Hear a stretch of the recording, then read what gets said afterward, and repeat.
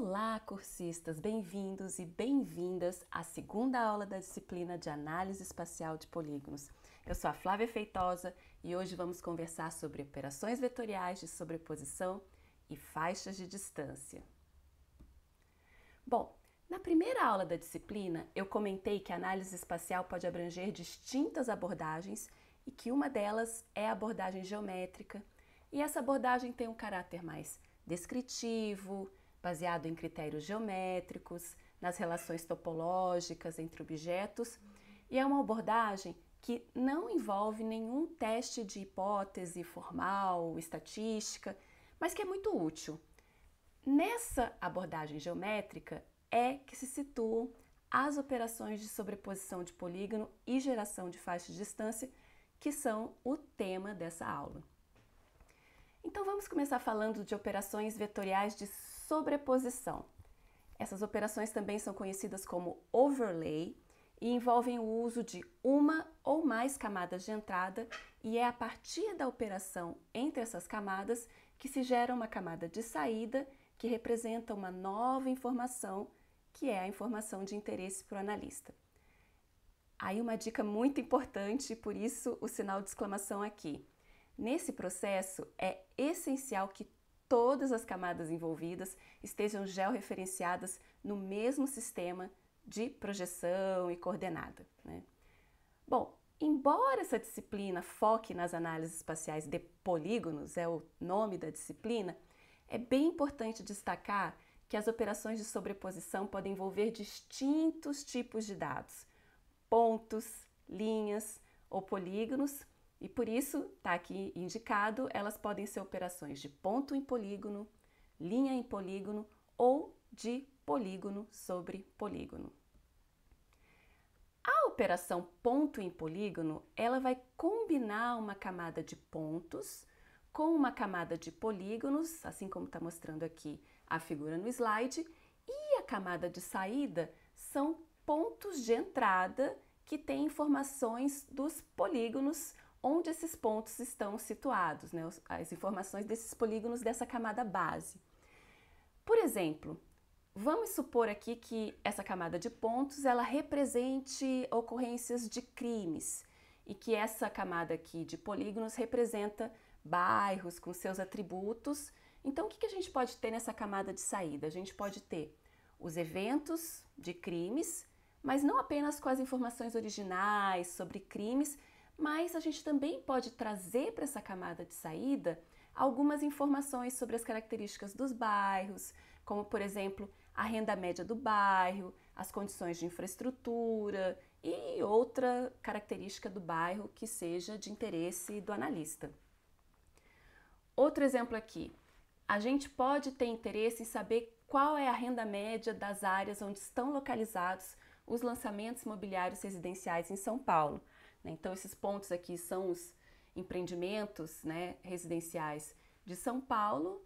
A gente tem áreas e podemos atribuir a esses pontos a renda das áreas onde esses empreendimentos estão situados, inclusive em tempos diferentes, para que a gente possa estudar, por exemplo, processos de gentrificação, de valorização dessa área, enfim, algum problema que seja de interesse do analista. E agora partimos para as operações linha em polígono. E elas vão seguir a mesma lógica, só que com linhas em vez de pontos. Então a operação vai combinar uma camada de entrada, que é linha, com uma camada base de polígono, e nessa camada de saída as linhas adquirem informações dos polígonos onde elas se encontram. Eu poderia, por exemplo, cruzar as linhas de uma rede viária ou infraestrutura qualquer com polígonos de estados ou municípios, e é importante destacar que, nesse caso, se as linhas cruzam diferentes polígonos, elas serão particionadas, elas serão quebradas. Agora a gente parte para as operações de polígono sobre polígono e nós vamos visitar várias operações, interseção, soma, diferença simétrica, assimétrica, recorte. Começando pela soma, né? A operação soma como o próprio nome diz, né, a gente vai somar duas camadas para criar uma nova, como mostra essa figura aqui. Eu posso usar, por exemplo, unir limites de municípios que estejam em arquivos diferentes, que é esse exemplo aqui. Eu tenho uma camada com os 7 municípios da região do Grande ABC, outra camada, que é o município de São Paulo, e ao somar essas duas camadas, representadas por polígonos, eu tenho uma camada de saída que contém os 8 municípios, os do ABC, mais o município de São Paulo.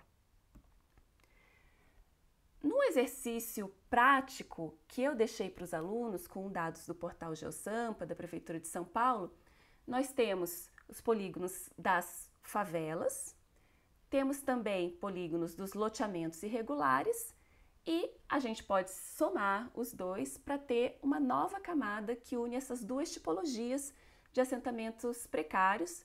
E aqui eu deixei uma dica de como conduzir essa operação, é bastante simples, né? Basta utilizar o software de geoprocessamento como o QGIS, que é aqui a dica do exemplo, né? Vai em vetor, ferramentas de geoprocessamento, seleciona lá soma ou união e indica as duas camadas a serem unidas ou somadas, lembrando que elas precisam estar no mesmo sistema, né, de projeção, o mesmo datum, tudo certinho para que essa soma dê certo. Outra operação muito importante, uma das mais utilizadas, é a operação de interseção. Ela gera uma camada de saída que é composta pelas feições que são comuns às duas camadas, a camada de entrada e a camada base, né? Eu posso, por exemplo, querer identificar áreas de conflito por meio da interseção entre uma camada, vamos supor que essa camada aqui represente áreas protegidas e outra que representa áreas ocupadas. O resultado aqui seriam as áreas ocupadas que estão localizadas em áreas protegidas, e veja que a camada de saída tem informações das duas camadas. Eu teria as áreas ocupadas e teria distinção de que tipo de área protegida na qual essa ocupação se situa. Aqui eu trago um exemplo na mesma linha, para que vocês possam inclusive testar com os dados, né? Também dados extraídos do portal GeoSampa, eu tenho a camada de assentamentos precários, outra camada em que eu trago as classes de aptidão à urbanização. Fazendo uma interseção entre essas duas camadas, a gente obtém as áreas de assentamentos precários classificadas conforme a classe de aptidão geotécnica, né, de aptidão à urbanização. A gente consegue ver quais são as áreas mais críticas, quais assentamentos precários que estão localizados em áreas menos aptas, né, à urbanização. Aqui também a dica de como realizar com o software QGIS, basta procurar em vetor nas ferramentas de geoprocessamento, operação interseção. A operação recorte é diferente da operação interseção, embora se faça alguma confusão. Ela vai extrair uma porção da camada de entrada, então aqui eu tenho a camada de entrada, a camada base, e ela vai extrair uma porção da camada de entrada usando a camada base como um molde, como uma máscara, né? Então a camada de saída, ela é um recorte da camada de entrada que vai coincidir com a camada base, mas os atributos das duas camadas não são combinados. A segunda camada realmente só é usada como um molde para o recorte. É essa a diferença em relação à interseção. Aqui um exemplo de aplicação da operação recorte. Nós podemos pegar aquela camada de assentamentos precários e recortar usando a área de proteção de mananciais como um molde, como referência, como camada base, e assim nós temos os assentamentos precários ou as áreas de assentamentos precários que estão dentro da área de proteção de mananciais e que demandam, portanto, um planejamento específico.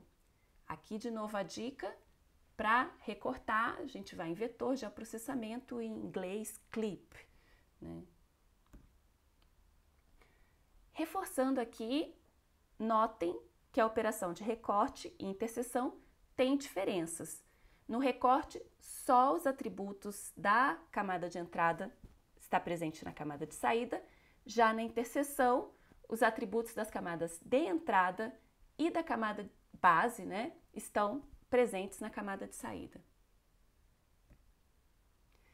Bom, a operação diferença, ela pode ser simétrica ou assimétrica.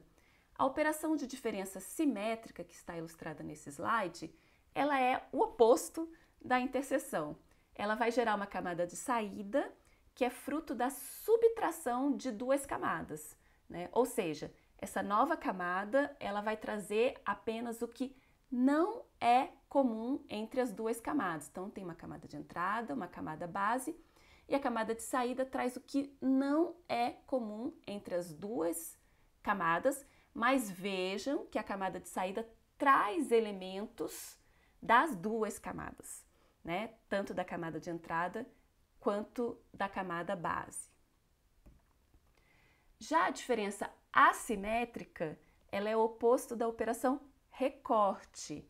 Então, é uma operação que vai ser usada para apagar parte da camada de entrada usando a camada base como um molde.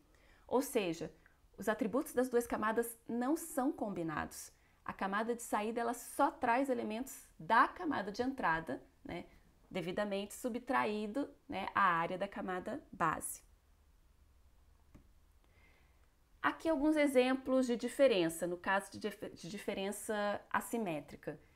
Eu posso ter esses pontos que representam os empreendimentos residenciais da região metropolitana e posso querer excluir da análise aqueles que estão na região do ABC. Basta eu fazer a diferença entre as duas camadas e o resultado serão os empreendimentos imobiliários residenciais da região metropolitana de São Paulo que estão fora da região do ABC. Ou eu posso querer uma camada dos assentamentos precários que estão fora da área de proteção de mananciais. Basta eu subtrair os assentamentos precários pela área de proteção de mananciais, né? E eu tenho aqui as áreas de assentamentos precários que não estão localizadas em área de mananciais. Bom, passamos a falar agora de um outro tipo de operação que é baseada em distâncias. A gente vai passar a falar da geração de faixas de distância ou de buffer, é um termo muito comum, né? E como gerar um buffer ou uma faixa de distância e por quê, né?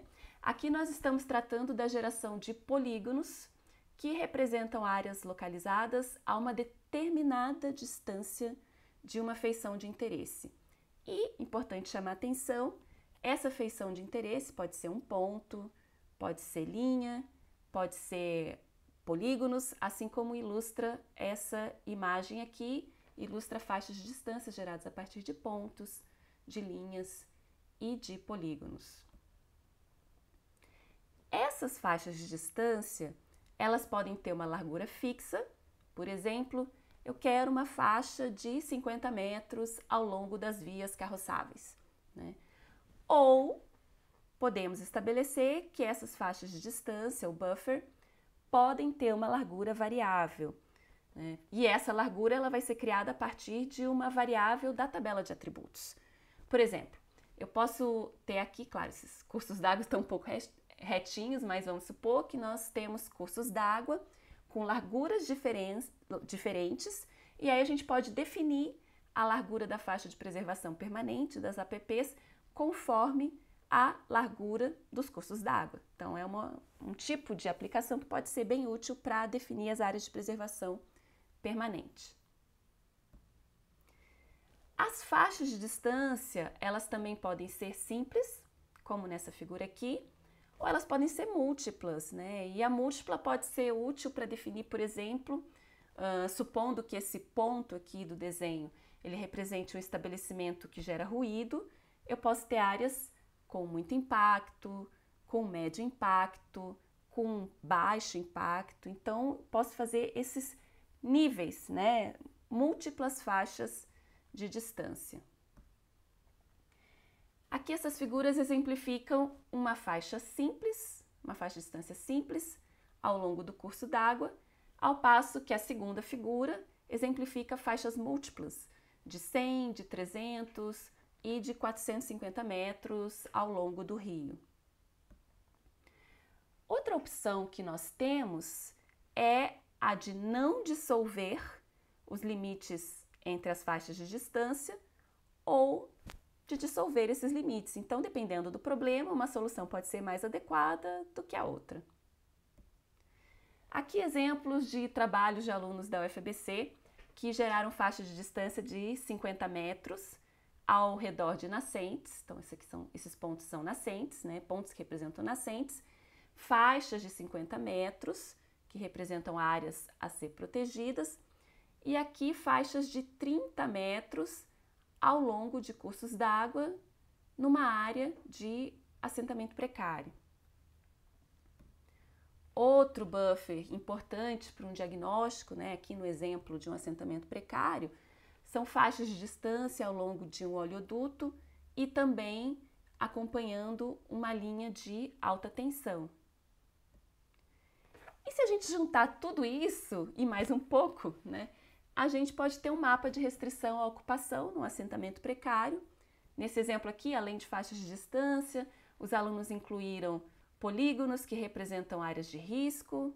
Aqui também incluíram áreas de alta declividade, declividade acima de 30%, declividade acima de 45%.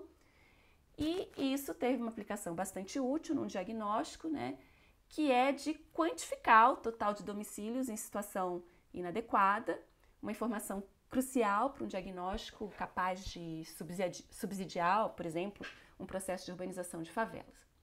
Bom, e com este exemplo bastante prático, eu encerro essa aula.